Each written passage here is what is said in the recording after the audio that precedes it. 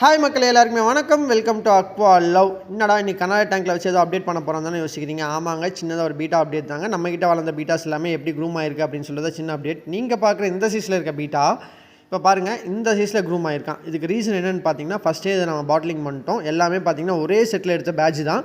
இவனுக்கு மட்டும் கொஞ்சம் ஸ்பெஷலாக எடுத்து பார்த்துக்கிட்டேன். அதனால நல்லாவே சூப்பராக கலர் டெயில் எல்லாமே வேரியண்ட்டாக வந்துட்டான். இவனை நம்ம ப்ரீடிங் பேராக எடுக்க போகிறோம் கூடிய சீக்கிரத்தில்.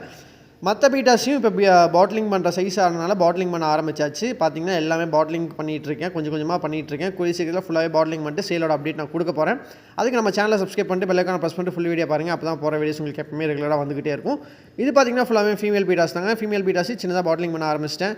ஏன்னா அவனுங்களும் நல்ல சைஸ் வரணும்ல அப்படின்னு சொல்லிட்டு தான் பிளான் பண்ணியிருக்கேன். இந்த டேங்க்கில் பார்த்தீங்கன்னா நிறைய பீட்டாஸ் இன்னுமே இருக்குது.